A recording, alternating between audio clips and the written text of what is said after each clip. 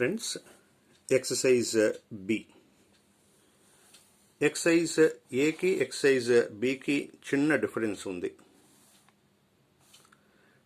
Excise ఏలో డినామినేటర్లో power 2 కనపడితే, అంటే క్వాడ్రాటిక్ ఎక్స్ప్రెషన్ కనుక కనపడితే అక్కడ ఫ్యాక్టర్స్ కట్టే పాసిబిలిటీ ఉంది. ఒకసారి వెనక్కి వెళ్దాం.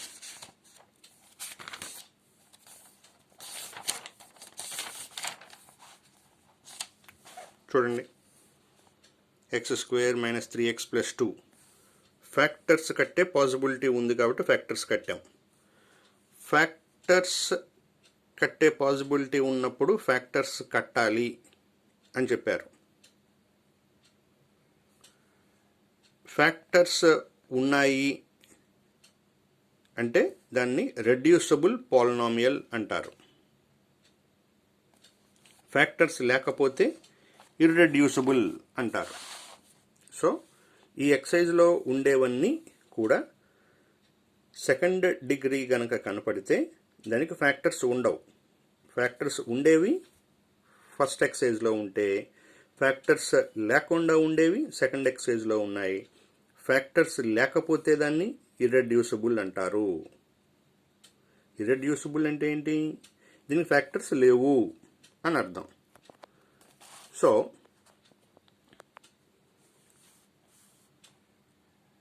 దీనికంటే తక్కువ పవర్ రాయాలి. ఇది x². దీనికంటే తక్కువ పవర్ అంటే పవర్ 2 కంటే తక్కువ ఏముంటుంది? పవర్ 1 ఉంటుంది, కాన్స్టెంట్ ఉంటుంది. సో ఫ్యాక్టర్స్ లేనప్పుడు న్యూమరేటర్లో ఏం రాయాలి? దీనికంటే తక్కువ పవర్ రాయాలి. కాబట్టి 2 కంటే తక్కువ అంటే first power, second 0 power. So first power అంటే ఎక్స్ టర్మ్, 0 పవర్ అంటే కాన్స్టెంట్. సో ఫ్యాక్టర్స్ లేనప్పుడల్లా ax + b అని రాసుకుంటూ ఉంటాం. Exercise B, resolve into partial fractions. 2x² + 3x + 4 / x - 1 into x² + 2. x² + 2 second degree కనపడుతుంది. సెకండ్ డిగ్రీలో ఫ్యాక్టర్స్ లేవు. ఎలా తెలుస్తుంది ఫ్యాక్టర్స్ లేవని? b² - 4ac కట్టండి. క్వాడ్రాటిక్ ఎక్స్ప్రెషన్స్లో విన్నారు దీని గురించి. అంటే a = ఎంత? ఇక్కడ 1, b = 0, c = 2. క్వాడ్రాటిక్ ఎక్స్ప్రెషన్స్ అంటే దీంతో కంపేర్ చేయాలి. ax² + bx + cతో కంపేర్ చేయాలి. ax² + bx + c. a అంటే 1, b అంటే 0, ఎక్స్ టర్మ్ లేదు కదా, c అంటే 2. b² - 4ac, bకి స్క్వేర్ అంటే 0కి స్క్వేర్ 0 - 4ac, 4 × 1 × 2 8. ఏమొచ్చింది? <0 వచ్చింది. <0 వస్తే ఫ్యాక్టర్స్ లేవు. <0 వస్తే ఫ్యాక్టర్స్ ఉంటాయి. ఫ్యాక్టర్స్ లేవు అని ఎలా చెప్పగలిగాను? b² - 4ac కట్టా, ఎంత వచ్చింది? <0 వచ్చింది. <0 వస్తే డిస్క్రిమినెంట్, దీనికి రియల్ ఫ్యాక్టర్స్ ఉండవు, కాంప్లెక్స్ ఇమాజినరీ ఫ్యాక్టర్స్ ఉంటాయి. మనకి కావాల్సినంత రియల్ ఫ్యాక్టర్సే కాబట్టి దీనికి ఫ్యాక్టర్స్, రియల్ ఫ్యాక్టర్స్ లేవు. అందుకోసం ఎలా రాయాలి? ఇప్పుడు ఫస్ట్ ఎక్సైజ్లో నేర్చుకున్నాం. దీని హోల్ పవర్ 1, దీనికి హోల్ పవర్ 1, దీనికి కూడా హోల్ పవర్ 1 ఉంది. సో దీంతో ఒక ఫ్రాక్షను, x² + 2తో ఒక ఫ్రాక్షను వస్తుంది. సో దీనికంటే తక్కువ పవర్ రాయాలి. ఇక్కడ పవర్ 1 ఉంది, దీనికంటే తక్కువ పవర్ అంటే 0 పవర్ రాయాలి, అంటే కాన్స్టెంట్ రాయాలి, a అని రాయాలి. a x² + 2 ఫ్యాక్టర్స్ లేవు. సెకండ్ డిగ్రీ ఉంది, ఎక్స్కి పవరు దీనికంటే తక్కువ పవర్ రాయాలి. అంటే పవర్ 1 ఉన్నది రాయాలి, 0 పవర్ ఉన్నది రాయాలి. పవర్ 1 అంటే ఎక్స్ టర్మ్ అవుతుంది, పవర్ 0 అంటే కాన్స్టెంట్ అవుతుంది. అంటే ఒక ఎక్స్ టర్ము ఒక కాన్స్టెంట్ రాయాలి. ఆల్రెడీ ఇక్కడ ఏ అనేది వాడేశాను కాబట్టి ఒక ఎక్స్ టర్ము ఒక కాన్స్టెంట్ రాయాలి. అందుకోసం బిఎక్స్ ప్లస్ సి అన్న. B x plus c already A వాడేశాను కాబట్టి. ఫస్ట్ ఎక్సర్సైజ్లో నేర్చుకున్నట్టే సేమ్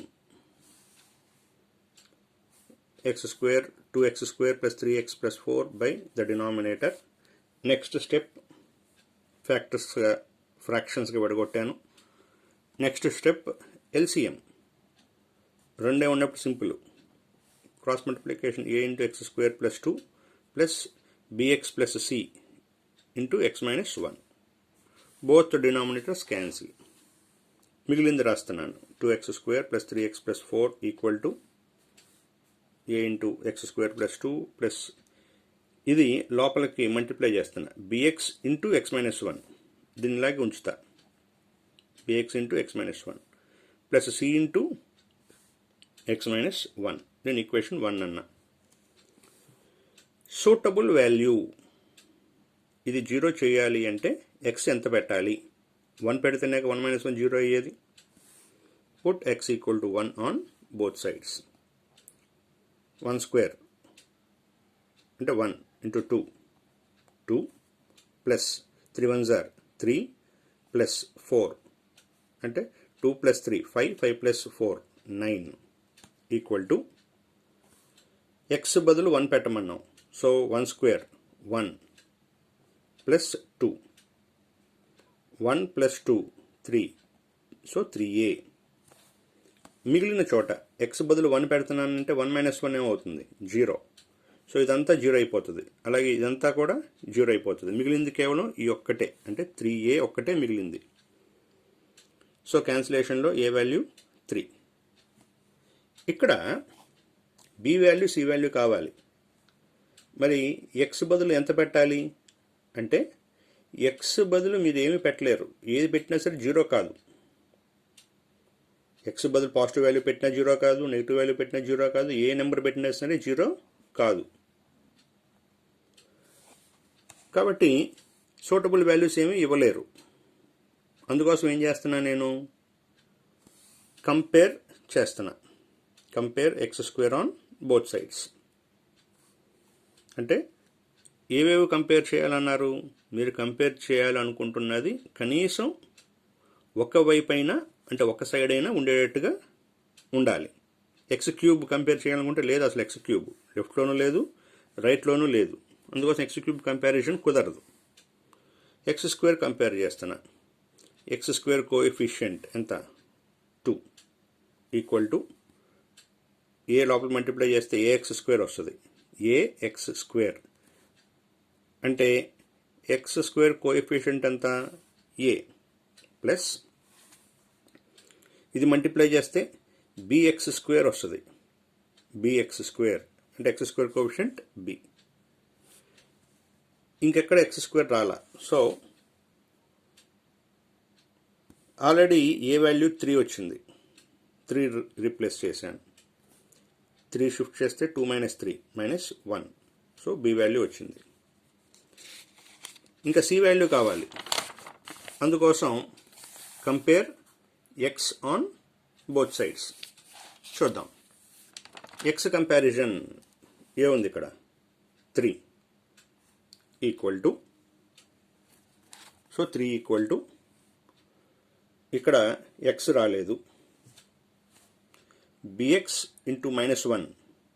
బిఎక్స్ ఇంటూ మైనస్ 1 అంటే మైనస్ బిఎక్స్. ఇక్కడ ప్లస్ సిఎక్స్ అంటే ఎక్స్ కోఎఫిషియంట్ ఏంటి? Minus b. ఇక్కడ x coefficient c. So 3 equal to minus b plus c. B value already వచ్చింది మైనస్ 1 అని. So minus into minus plus C equal to 1 shift అయితే minus 1 అవుతుంది. 3 minus 1 అంటే 2. So C equal to 2. మనకు వచ్చిన A B C values replace చేసేసాం. మనకు వచ్చిన ఏ వాల్యూ 3, సో 3/x minus 1. మనకు వచ్చిన b value -1, so -1 into x minus x, c value 2 అని వచ్చింది. అవి రీప్లేస్ చేసేసాం. సో ఈ ప్రాబ్లం అయిపోయింది.